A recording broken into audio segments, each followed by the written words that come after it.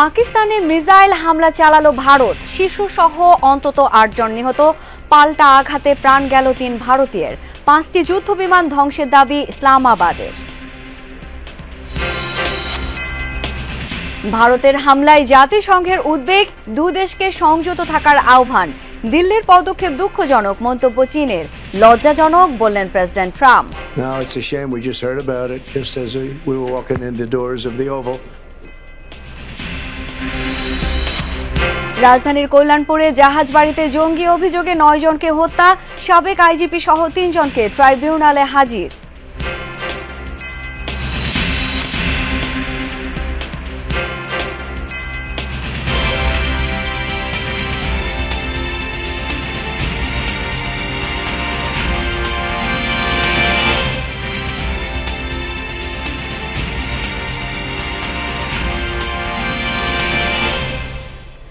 আমন্ত্রণ যমুনা নিউজে, আপনাদের সাথে আছি আমি শাওন দত্ত। এতক্ষণ শিরোনাম দেখছিলেন। পাকিস্তানে ক্ষেপণাস্ত্র হামলা চালিয়েছে ভারত, শিশুসহ নিহত হয়েছেন কমপক্ষে ৮ জন। অপারেশন সিন্দুর নামে ভারতে সামরিক অভিযান শুরু করে স্থানীয় সময় রাত ১:৪৪। পাকিস্তান নিয়ন্ত্রিত কাশ্মীরে ৯টি সন্ত্রাসী আস্তানা লক্ষ্য করে হামলা চালানোর দাবি দিল্লির। ভারত বলছে পাকিস্তানের সামরিক কোনো স্থাপনায় হামলা চালানো হয়নি। পাকিস্তানের সামরিক মুখপাত্র লেফটেন্যান্ট জেনারেল শরীফ চৌধুরী জানিয়েছেন, দুদেশের আন্তর্জাতিক সীমারেখায় অবস্থানকারী কোটলি, ভীমবার, গুলপুর ও মুজফ্ফরবাদের দুটি স্থানে হয়েছে হামলা। এছাড়াও লাইন অফ কন্ট্রোল বরাবর টার্গেট করা হয়েছে শিয়ালকোট, ভাওয়ালপুর, মুর্দিক এবং চা কামরুতে। ভারতীয় কর্মকর্তাদের বরাতে দেশটির গণমাধ্যম জানিয়েছে, অভিযান পর্যবেক্ষণ করেছেন প্রধানমন্ত্রী নরেন্দ্র মোদী।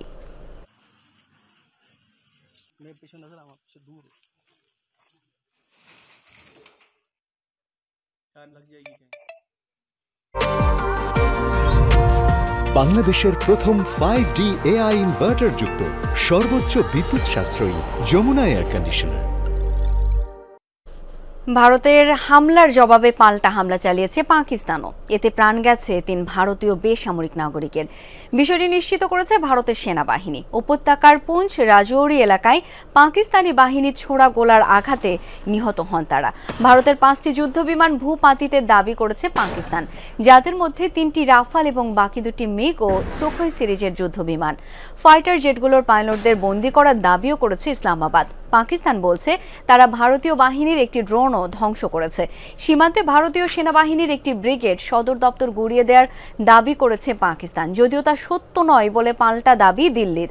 ভারতের হামলাকে কাপুরুষোচিত আখ্যা দিয়ে বিবৃতি দিয়েছে পাকিস্তানের ISPR।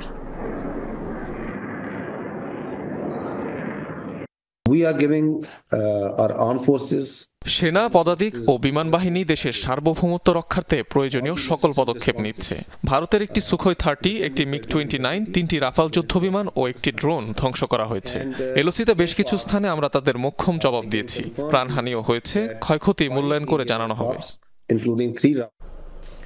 পাকিস্তানে মিসাইল হামলার পর বেসামরিকদের জন্য বন্ধ ঘোষণা করা হয়েছে ভারত নিয়ন্ত্রিত জম্মু কাশ্মীরের বিমানবন্দরগুলো। এগুলোর মধ্যে রাজধানী শ্রীনগর সহ রয়েছে লাদাখের লে এয়ারপোর্টও। এছাড়া বন্ধ ঘোষণা করা হয়েছে উত্তর ভারতের অমৃতসর, চণ্ডীগড়, বিকান এবং ধর্মশালা বিমানবন্দর। বিষয়টি নিশ্চিত করেছে ভারতীয় সংবাদ মাধ্যম NDTV। এদিকে কাশ্মীর সহ রাজস্থান ও পাঞ্জাবে ফ্লাইট বাতিল করেছে স্পাইস জেট, ইন্ডিগো, এয়ার ইন্ডিয়ার মতো ভারতীয় এয়ারলাইন্সগুলো। পাকিস্তানের আকাশসীমা এড়িয়ে চলছে বহু আন্তর্জাতিক ফ্লাইটও। মাঝপথে রুট ডাইভার্ট করে ভিন্ন পথে এগোচ্ছে এমিরেটস, সৌদিয়া এয়ারলাইন্স সহ কয়েকটি এয়ারলাইন্সের উড়োজাহাজ। এদিকে হামলার পর পাঞ্জাবে জারি করা হয়েছে জরুরি অবস্থা। পাকিস্তানে ভারতের হামলাকে লজ্জাজনক আখ্যা দিয়েছেন মার্কিন প্রেসিডেন্ট ডোনাল্ড ট্রাম্প। মঙ্গলবার হোয়াইট হাউসে সাংবাদিকদের প্রশ্নের জবাবে জানান, ওভাল অফিসে ঢোকার পথেই হামলার খবর জানতে পেরেছেন তিনি। দ্রুত যুদ্ধ বন্ধের প্রত্যাশাও জানান। অপর এক বিবৃতিতে মার্কিন পররাষ্ট্রমন্ত্রী মার্কো রুবিও জানান, ভারত পাকিস্তান পরিস্থিতি পর্যবেক্ষণ করছে যুক্তরাষ্ট্র। দুই দেশের নিরাপত্তা বিষয়ক উপদেষ্টাদের সাথে তার যোগাযোগ হয়েছে বলেও জানান। পাকিস্তানে ভারতের অভিযানে উদ্বেগ প্রকাশ করেছেন জাতিসংঘ মহাসচিব অ্যান্টোনিও গুতেরেস। উভয় দেশকে সর্বোচ্চ সংযত থাকার আহ্বান জানিয়েছেন তিনি। পাকিস্তানে ভারতের অভিযানকে দুঃখজনক আখ্যা দিয়ে বিবৃতি দিয়েছে চীন। No, it's a shame. We just heard about it just as we. এটা লজ্জাজনক। আমরা এখানে আসার পথে মাত্র জানলাম খবরটা। আমার ধারণা অতীতের অভিজ্ঞতা থেকে মানুষ জানতো কিছু একটা হতে যাচ্ছে। সত্যিটা হলো তারা দীর্ঘদিন ধরে লড়ছে, দশকের পর দশক ধরে লড়ছে। আশা করছি খুব দ্রুত শেষ হবে সংঘাত। No, I just hope it ends very quickly. দর্শক, এই বিষয়ে বিস্তারিত জেনে নিতে চাই আমাদের সহকর্মী পশ্চিমবঙ্গ থেকে এখন যুক্ত হচ্ছেন পশ্চিমবঙ্গ প্রতিনিধি সুকান্ত চট্টোপাধ্যায়। সুকান্ত, সকাল থেকেই আপনি এই ভারত পাকিস্তানের বিষয়ে আমাদেরকে আপডেট জানিয়ে যাচ্ছেন। পাল্টাপাল্টি হামলার পর এই মুহূর্তের পরিস্থিতি কি, সেটি আরও একবার জানতে চাই। যুদ্ধ প্রস্তুতি নিয়ে সরকারের নতুন কোনো নির্দেশনা রয়েছে কিনা সেই সম্পর্কেও একটু বলবেন আমাদের। দেখুন শাওন, প্রথমেই বলে রাখি যে বাংলায় একটা প্রবাদ আছে, মঙ্গলের উষা বুঝে পা, যথা ইচ্ছা তথা যা। সেই খনার যে বচন, সেই বচন মেনেই কিন্তু পহেলগাঁয়ের বদলা আজকে কিন্তু পাকিস্তানের সীমান্তবর্তী 9টি সন্ত্রাসী যে ঘাঁটি, সেটা ধ্বংস করতে সক্ষম হয়েছে ভারতীয় সেনা।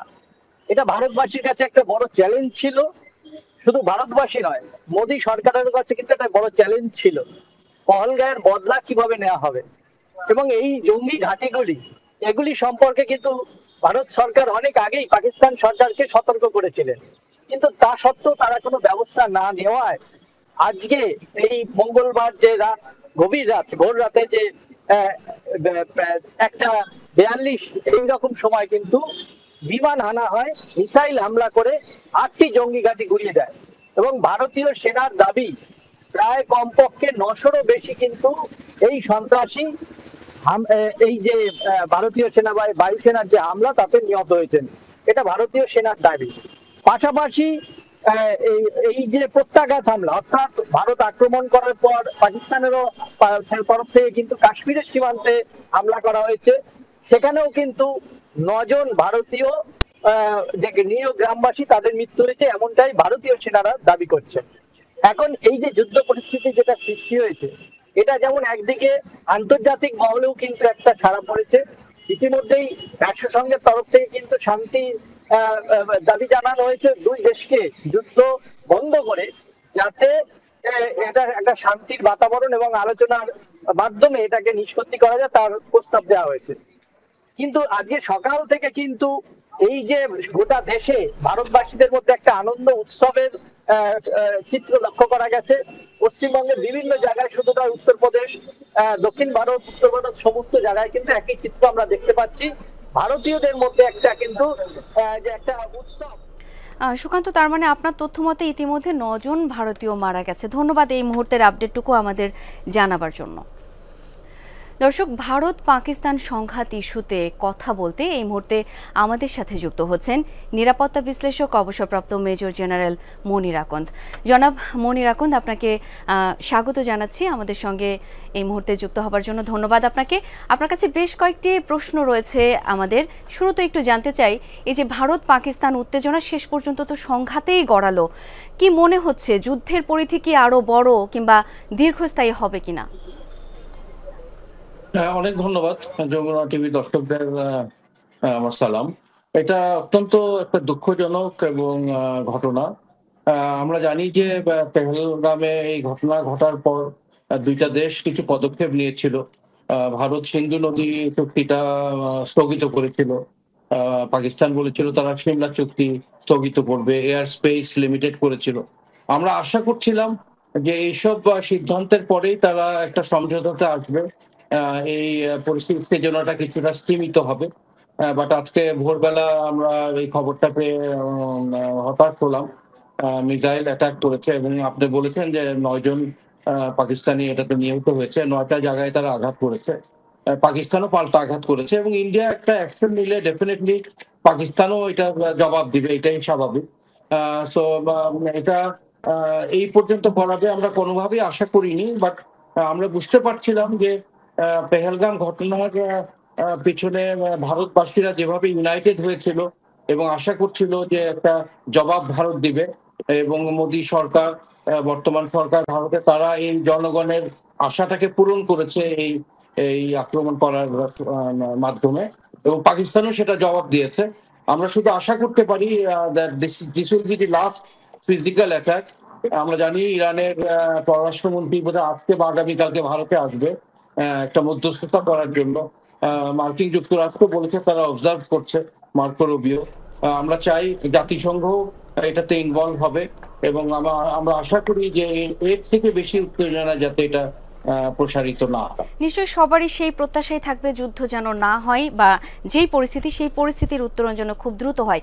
একটু জানতে চাই যে পরমাণু শক্তিধর দুই দেশই তাদের সামরিক সক্ষমতায় কাকে এগিয়ে রাখছেন এবং জানতে চাই দুই দেশেরই যে অর্থনৈতিক পরিস্থিতি এই মুহূর্তে তাতে দীর্ঘমেয়াদে যদি যুদ্ধ চালিয়ে যেতে হয় সেটা কি সম্ভব আসলে? আমরা জানি এই ভারত উপমহাদেশ এই দুইটি পররাষ্ট্র শক্তি আছে, ভারত এবং পাকিস্তান, এবং আমার জানা মতে অ্যারাউন্ড 300-300-এরও অধিক পারমাণবিক অস্ত্র আছে এই দুই দেশের মধ্যে, এবং পৃথিবীর সবচেয়ে ঘন বসতিপূর্ণ এলাকা হচ্ছে এই ভারত উপমহাদেশ। তো এখানে সামরিকভাবে আমি আসলে তুলনা করতে চাই না। দুটো দেশেই সামরিকভাবে দক্ষ, তাদের they have a very large arm forces. সংখ্যার দিক দিয়ে ভারত পাকিস্তান থেকে বেশি হলেও ভারতের সমস্যাও বেশি। তাদের একটা বিপুল সংখ্যক সেনা সদস্য, সশস্ত্র বাহিনী পাকিস্তান বর্ডার, সেভেন সিস্টার বিভিন্ন জায়গায় ডিপ্লয়েড হতে হয়। সো আমি মনে করি both the countries are at par, সমান শক্তি বহন করে এগেনস্ট ইচ আদার, এবং যুদ্ধ ওয়ার ইজ নেভার গুড। এটা দুই দেশের জন্যই ক্ষতিকর হবে, সারা বিশ্বের জন্য। সেই সাথে হ্যাঁ, এই জন্যই আমি একটু প্রশ্ন করতে চাই আপনার কাছে যে ভারত পাকিস্তানের এই যে লড়াইয়ের প্রভাব বাংলাদেশ সহ এশিয়ার অন্যান্য দেশগুলোতেও নিশ্চয়ই পড়তে পারে, সেটি কেমন হতে পারে জানাবেন? They have fought 3 wars already between each other after independence. আমরা কোনোভাবেই চাই না তারা চতুর্থ বারের মতো যুদ্ধে লিপ্ত হোক। জনাব মনির আকন্দ, আমি সবশেষে আপনার কাছে জানতে চেয়েছিলাম যে ভারত পাকিস্তানের এই লড়াইয়ের প্রভাব এশিয়ার অন্যান্য দেশগুলোতেও বাংলাদেশ সহ মানে পড়তে পারে কিনা, এই প্রভাবটা কেমন হতে পারে? অবশ্যই পড়তে পারে। Serious, this will be have a serious impact in the neighbourhood, এবং not only in the neighbourhood, it will have a severe impact internationally. ইউক্রেনে যুদ্ধ হচ্ছে হাজার হাজার মাইল দূরে, তারপরেও এটার প্রেক্ষিতে দ্রব্যমূল্যের দাম বেড়েছে, তেলের দাম ইনিশিয়ালি অনেক বেড়েছিল। So it will have A global impact if this conflict মানে heads results into a war. এটা আর্থিকভাবে ব্যবসা বাণিজ্যে দ্রব্যমূল্যের দাম বাড়বে, একটা অস্থিতিশীল পরিস্থিতি সৃষ্টি হবে, এটা কোনোভাবেই কাম্য না, এবং এটা সুদূর প্রসারী ইম্প্যাক্ট হবে। একটা যুদ্ধ লাগার পরে, এটা বন্ধ হয়ে যাওয়ার পরেও বছরের পর বছর এটার ইম্প্যাক্ট এই জনগণ সাফার করবে। এখন ভারতবাসীরা, যেটা আমি শুনলাম যে আনন্দিত হচ্ছে এই অ্যাটাক করেছে এটার কারণে, পাকিস্তানবাসীরাও নিশ্চয়ই আনন্দিত হবে যে পাকিস্তান রিটালিয়েট করেছে, বাট এই আনন্দটা বেশি দিন দীর্ঘস্থায়ী হবে না, because ultimately the people of this area will suffer as a consequence of this war. জনাব মনির আকন্দ, আপনার কথা মতে যেটা হচ্ছে যে ইতিমধ্যে প্রভাব তো পড়তে শুরু করেছে এবং ভবিষ্যতেও এই প্রভাব আরো বেশি পড়তে পারে। জনাব মনির আকন্দ, অনেক ধন্যবাদ আমাদের সঙ্গে এই মুহূর্তে যুক্ত হবার জন্য। দর্শক, ভারত পাকিস্তান চলমান পরিস্থিতি নিয়ে এই মুহূর্তে ভারতের পররাষ্ট্র মন্ত্রণালয়ে ব্রিফিং চলছে, আমরা সরাসরি সেখানে যাচ্ছি। Actions earlier this morning, Colonel Sofia Qureshi and Wing Commander Vyomika Singh, I will request them to share some details regarding Operation Sindoor with all of you.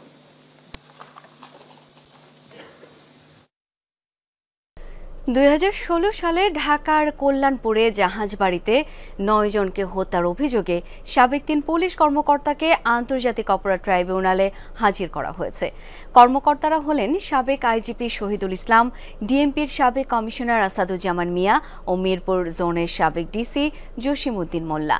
এর আগে গত 9 এপ্রিল তাদের ট্রাইব্যুনালে হাজির করা হয়। প্রসিকিউশনের আবেদনের প্রেক্ষিতে এই 3 অভিযুক্ত পুলিশ কর্মকর্তাকে তদন্ত সংস্থার হেফাজতে নিয়ে গত 21, 22 ও 23 এপ্রিল জিজ্ঞাসাবাদের অনুমতি দেয় আন্তর্জাতিক অপরাধ ট্রাইব্যুনাল। বিচারপতি গোলাম মর্তুজা মজুমদারের নেতৃত্বাধীন ট্রাইব্যুনালে আজ এই মামলার শুনানি হবে। এছাড়া তাদের বিরুদ্ধে জুলাই অভ্যুত্থানে হত্যা মামলাও রয়েছে।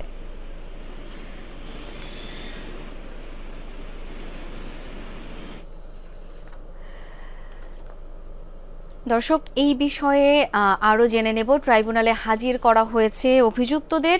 আমরা এই বিষয়ে আরও জানতে চাই। রয়েছেন সহকর্মী মাইনুল আহসান ফারুক। মাইনুল, আজকে আদালতের কার্যক্রম সম্পর্কে একটু জানতে চাই। সাবেক এই 3 পুলিশ কর্মকর্তার মামলার বিষয়ে বিস্তারিত কি তথ্য আছে আপনার কাছে, সেটা একটু বলবেন আমাদের। 2016 সালে একটি অভিযান চালিয়ে, মূলত নাটক চালিয়ে এবং এই অভিযানটি চালানো হয় কল্যাণপুরের জাহাজবাড়ি নামক একটি বাড়িতে, এবং সেই বাড়িতে এক ধরনের নাটক সাজিয়ে 9 জনকে হত্যার অভিযোগে তাদের বিরুদ্ধে মামলা। দর্শক, দুঃখিত, মারুফের সংযোগটি এই মুহূর্তে বিচ্ছিন্ন হয়ে গেছে। পরবর্তীতে চেষ্টা করব আবারও তার কাছে যেতে। মেহেরপুর কুষ্টিয়া আঞ্চলিক মহাসড়কে ডাম্প ট্রাক মাইক্রোবাসের সংঘর্ষে 3 জন নিহত হয়েছেন, আহত হয়েছেন আরও 4 জন। মঙ্গলবার রাত 11:30টার দিকে শুকুরকান্দি এলাকায় এই দুর্ঘটনা ঘটে। স্থানীয়রা জানায়, গাংনী উপজেলা স্বাস্থ্য কমপ্লেক্স থেকে কুষ্টিয়া মেডিকেলে নিয়ে যাওয়া হচ্ছিল ডায়রিয়া আক্রান্ত ফজিলা খাতুনকে। পথে রোগীবাহী মাইক্রোবাসের সাথে ডাম্প ট্রাকের সংঘর্ষ হয়। গুরুতর আহত হন মাইক্রোবাসে থাকা 8 জন। পরে স্থানীয়রা তাদের উদ্ধার করে কুষ্টিয়া মেডিকেলে নিয়ে যায়। সেখানে চিকিৎসাধীন অবস্থায় মারা যান আক্তার বানু। তার ভাতিজা শাহিন ও মাইক্রোবাস চালক জামালের অবস্থা অবনতি হলে তাদের রাজশাহী পাঠায় চিকিৎসক। হাসপাতালে নেয়ার পথে 2 জনের মৃত্যু হয়। এদিকে দুর্ঘটনাস্থল থেকে ডাম্প ট্রাক ও মাইক্রোবাস জব্দ করেছে পুলিশ। চিপস নাকি বিস্কিট? এটা কি? এটা বাছাই করা আলু আর স্পাইসি সিজনিং এ প্রাণ পোটাটা। চিপস নাকি বিস্কিট, খেয়ে বুঝে নাও। খুলনায় সেনাবাহিনীর যৌথ অভিযানে চিহ্নিত সন্ত্রাসী তাওহিদুল ইসলাম তুহিন ওরফে কালা তুহিন ও তার 2 সহযোগী গ্রেপ্তার হয়েছে। মঙ্গলবার বটিয়াঘাটা উপজেলার একটি হাঁসের খামার থেকে তাদের গ্রেপ্তার করা হয়। সেনা কর্মকর্তারা জানান, তালিকাভুক্ত সন্ত্রাসী রনি চৌধুরী ওরফে গ্রেনেড বাবুর প্রধান সহযোগী হিসেবে পরিচিত গ্রেপ্তার হয় কালা তুহিন। গোয়েন্দা তথ্যের ভিত্তিতে গেল কয়েকদিন নজরদারিতে থাকার পর মঙ্গলবার সাচি বুনিয়া এলাকায় অভিযান চালানো হয়। এই সময় কালা তুহিনের 2 সহযোগী হাবিব শেখ ও কে মিজানুর রহমান সুজনকেও গ্রেপ্তার করা হয়েছে। তাদের কাছ থেকে একটি বিদেশি 9mm রিভলভার, 4 রাউন্ড তাজা বুলেট, দেশীয় অস্ত্র, 17টি বিদেশি মদের বোতল, 2 কেজি গান পাউডার, 12টি মোবাইল সহ বেশ কয়েকটি সিম কার্ড, নগদ অর্থ উদ্ধার করা হয়। পুলিশ জানায়, তাদের বিরুদ্ধে বিভিন্ন অপরাধে একাধিক মামলা রয়েছে।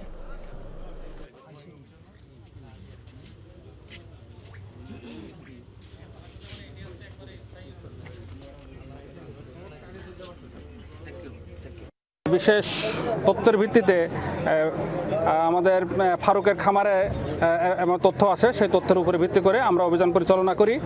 সেখানে আমরা প্রথমত 3 জনকে আমরা ওখানে হেফাজতে নেই।